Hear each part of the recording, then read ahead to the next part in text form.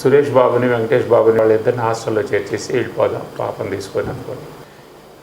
రాముడి భీముడు నా జీవితానికి ఇత్తనం అయితే లైఫ్లో ప్రేమనగర్ చెట్టు. సో ప్రేమనగర్ సక్సెస్ తోటి నేను పరిశ్రమలో స్థిరపడిపోయాను. నా లైఫ్లో రాముడి భీముడు ఈజ్ ది సీడ్. నిర్మాత అనే పేరు రాముడి భీముడి తోటి నాకు ఆంధ్రాలో వచ్చింది. ఇక అది అయిపోయిన తర్వాత పాప కోసం బొమ్మలు చెప్పిన కథ ఇలా కొన్ని పిక్చర్లు తీశాను. అట్లా వాటి డబ్బులు వాటికి రావటం ఇదైంది. 1970లో ద్రోహి అనే పిక్చర్ ఒకటి తీశాను, జగ్గయ్య గారు వాణిశ్రీతో. ఆ పిక్చర్ పెద్ద ఫ్లాప్ అయింది. అయ్యేటప్పటికి నేను ఇమీడియట్గా నేను ప్రతి పిక్చర్ రిలీజ్ అప్పుడు మార్నింగ్ షో పోయి చూస్తాను ఆడియన్స్లో రియాక్షన్ ఏమిటనేది. ఆడియన్స్ మధ్యలో ఇలా చేతులు పైకెత్తారంటే అని అన్నారంటే ఇక ఆవలించారు బాబు, మన పని ఆవలించలేనని నేను అనుకున్నాను. So that is the signal for the failure of the picture అనుకోండి. సరే నేను ఇమ్మీడియట్గా ఆఫీస్కి వచ్చేసాను షో కాగానే. అప్పుడు నవయుగ వాసు గారు, చంద్రశేఖరరావు గారు వెళ్ళండి, నాయుడు పిక్చరు ఫెయిల్ అయింది, నీ డబ్బు అంతా పోతుంది అన్నారు. పోద్దండి, నాకు తెలుసు.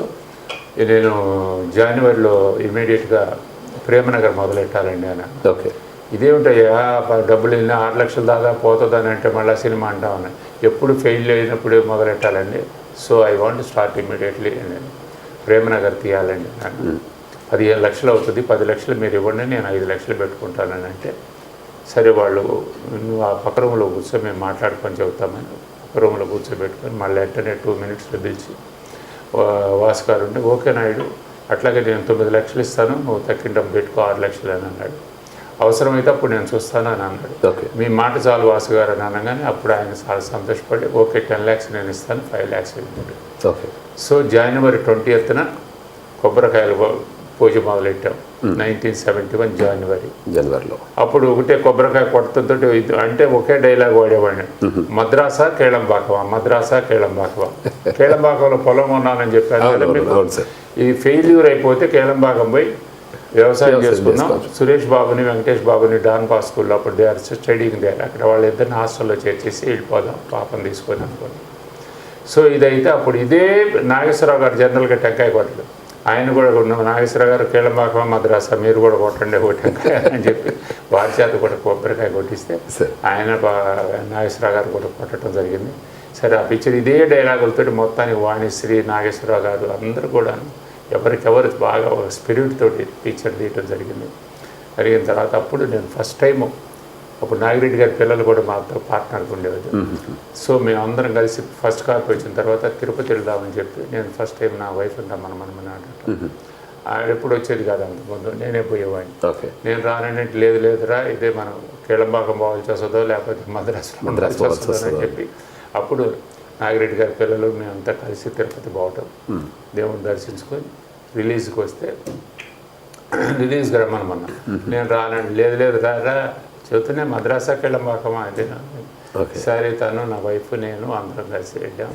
వెళ్ళిన తర్వాత స్టేషన్లో దిగంగానే అప్పుడు వాసు గారు అందరూ దండలు పట్టుకొని వచ్చారు. ఏంటంటే ఈసారి నేను ఎప్పుడు ఇంటర్కి వచ్చినప్పుడు ఎప్పుడు దండలు తేలేదేందండి ఎప్పుడు తెచ్చాను అంటే లేదా లేడీస్ అంతా వచ్చారు కదా, లేడీస్ కూడా వచ్చారు అందుకని మర్యాద చేస్తున్నాంలే అట్లని ఏదో జోక్ చేశారు. సరే తుప్పర పడతా ఉంది. ఇదేమిటండి అని అన్న, లేదులే పుష్పవర్షంలే అండి మీరు వచ్చారు అంతే రిలీజ్ కదా, అంతేగాని భయపడబాక వర్షం వస్తుందని. ఏం వర్షం అని అక్కడి నుంచి మనోరమ హోటల్లో దిగేవాడిని నేను. ఎప్పుడు హోటల్కి పోయేటప్పుడు బాధ్యవతలు పడేసింది వర్షం. ఓరి బాబు ఫినిష్, ఈ కారం సైడ్ ఏదైతే కేళంబాకమేరా బాబు అని అనుకుని సరే నేను అప్పుడు చెప్పాను జనరల్గా నేను మార్నింగ్ షో చూస్తాను అన్నాను కదా, నేను మార్నింగ్ షోకి రాను, నేను రూమ్లోనే ఉంటాను. నైట్ 11 o'clock నేను ఎగ్జిబిటర్లతో మాట్లాడతాను. ప్లస్ మైనస్ ఏమిటి పిక్చర్లో ఉన్న మంచి ఏమిటి చెడు ఏమిటని వాళ్ళతో మాట్లాడుకుంటారు. నేను అప్పుడు వస్తాను కానీ ఇప్పుడు రానంటే అని. చంద్రశేఖరరావు గారు అబ్బాయి శశిభూషణ్ అని వాడు బుజ్జి అంటుంటాను నాకు. ఆయన మార్నింగ్ షో చూసి వచ్చి బాగుంది రండి, చాలా బాగుంది పిక్చర్, మంచి రిపోర్టు రండి అని. నేను రాను బాబు బుజ్జి నైటే వస్తానని 30 prints చేస్తే అలంకా థియేటర్లో మార్నింగ్ షో తప్పనిచ్చి తక్కిన 29 స్టేషన్లో వర్షం. Complete night all 4 shows rain, అన్నీ హౌస్ఫుల్స్. కలెక్షన్స్ పోతే అప్పుడు నైట్ నేను పోయి మేనేజర్ థియేటర్ వాళ్ళని అడిగితే అప్పుడు నాగేశ్వరరావు గారి జనరల్గా కాకినాడ ఒకటి తిరుపతి ఒకటి మంచి రిపోర్ట్ ఆయనకి బాగా ఫ్యాన్స్ కానీ ఏదన్నా. వాళ్ళు ఇద్దరు మాత్రం 100 days రిపోర్ట్ చెప్పారు. తక్కిన వాళ్ళందరూ 10 వారాలు అన్నారు. ఓకే. నేనంటే వాట్ ఈజ్ మైనస్ మార్కులు ఏం చెప్పండి అని. ఎందుకు నేనంటే ఏం లేదు, లాస్ట్లో అంతా బాగానే ఉంది, ఆఖరిలో అంత విషయం దాగి అంతసేపు పాట పాడతాడా అని అంటున్నారు జనం అన్నారు. నేను అన్నాను అది విషయం కాదయ్యా, కోకోకోలని చెప్పండి అయ్యా జనానికి, బోర్డు ఒకటి పెట్టేసి సో ఈ విధంగా అట్లా అయ్యేటప్పటికి సరే భగవంతుడి దయలో మంచి రిపోర్ట్ వచ్చింది. ఇక అయినా ఎంతవరకు నిలబడుతుందో చూద్దామని చెప్పేసి పొద్దున్నే కారు తీసుకొని వైజాగ్ దాకా పోయేద్దాం పదా రాజేశ్వరి అని చెప్పేసి నా వైఫ్ తోటి వెంట వైజాగ్. మనోరమ హోటల్లో కారు వైపర్ వేస్తే వైజాగ్ పోయిన దాకా ఏ ఊళ్ళో పోతున్నా కానీ ఆ వర్షం తప్పనిచ్చి ఎక్కడ ప్లేన్ ఎండతోటి కూడుకున్న ఊరే కనపడలేదు. సరే అయిపోయింది. తిరిగి వచ్చేటప్పటికి అప్పుడు నా వాసుగారు చెప్పారు, నాయుడు మా డబ్బు వచ్చేస్తుంది, నీ డబ్బుకు 5 weeksలో నీ డబ్బు కూడా రావచ్చు అని. అప్పుడు తర్వాత ఇక అది బికమే స్ట్రాంగ్ అయిన తర్వాత ఇక దాన్ని వాసంతమాళిగై ప్రేమనగరు, ఫస్ట్ హిందీలో ప్రేమనగర్ అని రాజేష్ కన్నయ్య మామాలతోటి, శివాజీ గారితో, వాణిశ్రీ శివాజీ గారితో.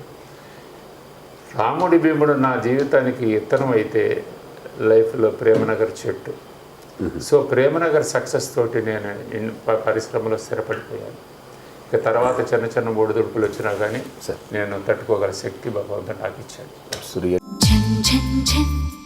తెలుగు వన్